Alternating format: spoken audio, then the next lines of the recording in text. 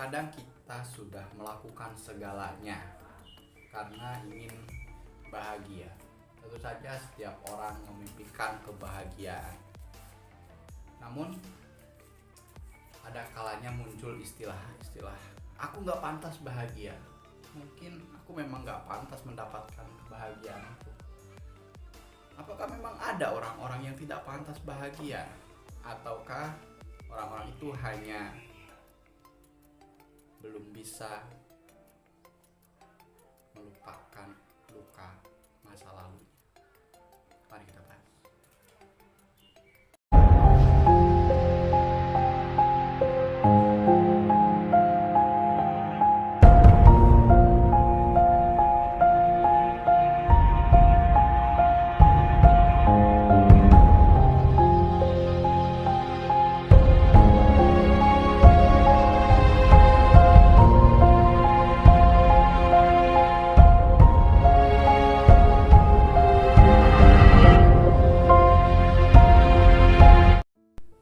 Halo semua, kita berjumpa di Relungku Renungmu.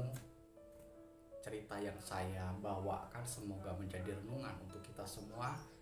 Semoga bisa menjadi inspirasi, menjadi bahan perenungan untuk kita semua. Kali ini sering kita mendengar seseorang sulit merasakan kebahagiaan.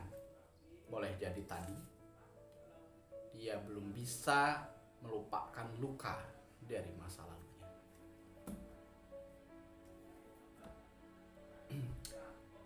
Ada beberapa ciri, ada beberapa tanda ketika seseorang masih saja mengingat luka-luka masa lalunya. Dalam artian di sini berarti lukanya belum sembuh, atau bahkan masih sesekali datang, dan atau bahkan memang tidak bisa sembuh. Kita hanya bisa merawatnya. Tapi bagaimana ciri-ciri orang yang masih saja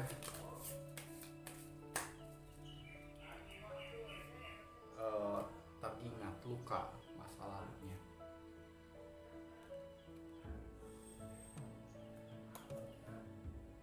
Yang pertama,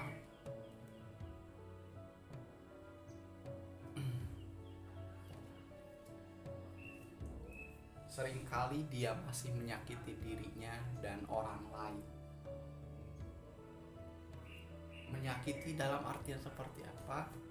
Jadi orang-orang yang punya luka di masa lalu, punya rasa sakit di masa lalu, bahkan trauma, terkadang ada trigger-trigger tertentu di masa sekarang yang masih saja bisa membuat emosinya tiba-tiba meluap. Karena kebanyakan menahan emosi, mungkin karena ingin, menurutnya ketika ingin melupakan itu ya udah ditekan terus, perasaannya dipendam terus. Jadi sewaktu-waktu ada trigger yang membuat dia meluapkan emosinya. Akhirnya dari hal-hal tersebut ini menunjukkan ada urusan-urusan di masa lalunya yang memang belum selesai. Terkadang dia tiba-tiba marah, tiba-tiba jadi sensitif, tiba-tiba emosi, tiba-tiba meluap-luap. Terus karena misalkan trigger tertentu,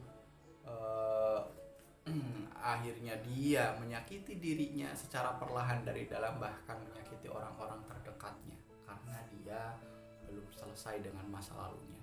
Masih ada luka yang menganga, yang mengganggu dia dari dalam. Dia mencoba menekan, tetapi apa daya, sekalipun semakin ditekan, ketika muncul ke permukaan justru akan semakin berbahaya. Oke, itu seseorang yang masih memendam, yang masih mengingat-ingat luka masa lalunya. Jadi berikutnya adalah, terkadang mereka memperlakukan dirinya seperti korban yang benar-benar harus dikasihani. Mereka mengasihani dirinya, mereka merasa sebagai korban, dan itu dianggap pembenaran bagi dirinya untuk stuck diam saja, tidak melakukan apapun, tidak bergerak. Karena ya sudah, saya korban, saya sakit, saya ingin berdamai dengan sakit ini, ingin berdamai tapi tetap stuck, tetap merasa diri sebagai korban, merasa diri paling tersakiti di dunia, hingga dia tidak bisa mendengarkan orang lain, tidak bisa mendengarkan pemikiran-pemikiran lain. Pemikirannya terus berkutat seputar saya korban, saya sakit hati. Dan dia terus menggulung apa ya? Terus memanipulasi rasa sakitnya seolah-olah korban tidak bisa apa-apa, terus juga jadi tidak mau bergerak, berpikirnya ya masih di masa itu saja, padahal kan waktu bergerak, waktu terus bergulir. Kita hidup di zaman ini, tapi terkadang cara mengasihani diri berlebihan ini tidak baik. Itu ciri bahwa memang kamu masih menyimpan luka masa lalu dan tidak berusaha untuk mengobatinya. Berikutnya kita ciri berikutnya tadi bisa menyakiti diri dan orang lain, terus juga mengasihani diri.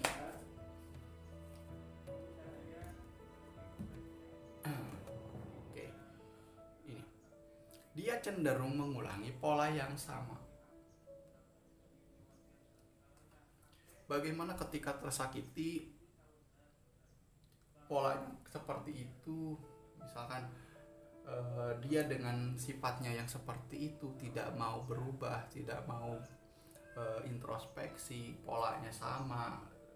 Misalkan dia tersakiti gara-gara terlalu overthinking, dia melakukan hal yang sama, sampai semua pola, semua cara yang dia lakukan terhadap kesakitan itu ya tetap sama. Dia tetap berlaku sama seperti dia di masa lalu yang menimbulkan luka tersebut. Nah, sehingga kita ke ciri berikutnya. Akhirnya ketika tertrigger, ketika ada satu hal yang membangkitkan ingatan masa lalunya, dia akan hanyut. Dia akan hanyut dalam kejadian-kejadian di masa lalunya. Ingat sedikit, tiba-tiba jadi ingat banyak, tiba-tiba misalkan ketika ingat rasa sakitnya, dia terus menerus bergulung dengan rasa sakitnya, terus dirasa-rasa, semuanya jadi bete, terus juga moodnya jadi jelek, lingkungannya berantakan hanya gara-gara menuruti nostalgia masa lalunya. Jadi dia sering hanyut dalam kejadian-kejadian yang sudah lama tertinggal. Ini berarti orang ini belum bisa berdamai dengan luka masa lalunya. Memang susah sekali kita berdamai dengan luka, apalagi meninggalkan lukanya yang begitu dalam, atau juga sesuatu yang susah dilupakan begitu. Memang susah, tapi untuk kebahagiaan kita mesti perlahan-lahan mengubah pola pikir kita. Nah, mengubah pola pikir caranya seperti apa? Memang caranya agak susah, yaitu untuk masa lalu tersebut, untuk masa lalu yang sudah terjadi, maka yang bisa kita lakukan adalah memaafkan.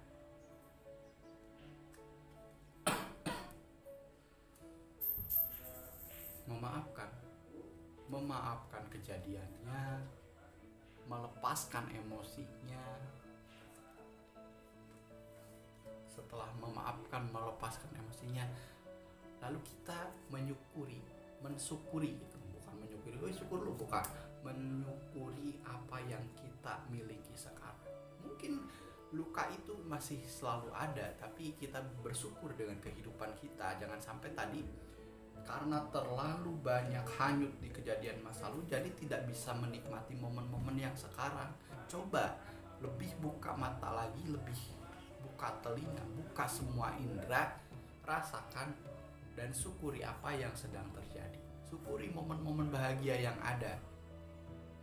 Kalau misalkan belum bisa memaafkan, setidaknya masih bisa mensyukuri apa yang sedang terjadi, bisa menikmati momen begitu. Nah, dan apa yang bisa kita lakukan lagi di masa sekarang? Berikutnya adalah menghadirkan diri kita secara penuh, atau kita pinjam bahasa keren namanya mindfulness gitunya, mindfulness. Jadi ketika kita sedang di sini, ya hadirkan diri kita seutuhnya, pikiran kita, hati kita, semuanya. Ketika kita sedang melakukan sesuatu, hadirkan semuanya. Jangan sampai raganya sedang ngomek kartu, sedang main kartu, tapi pikirannya kemana gitu kan? Atau pikirannya di sini,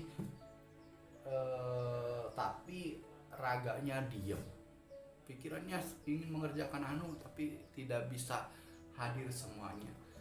Hadirkan semua diri kita dalam momen-momen yang terjadi dalam hidup kita. Mindfulness, rasakan semua kesadaran diri, benar-benar sadar, benar-benar dalam kontrol pikiran kita, benar-benar ada hati kita itu. Dan berikutnya kita juga bisa mencoba fokus untuk menikmati apa yang sedang, tadi kan bersyukur.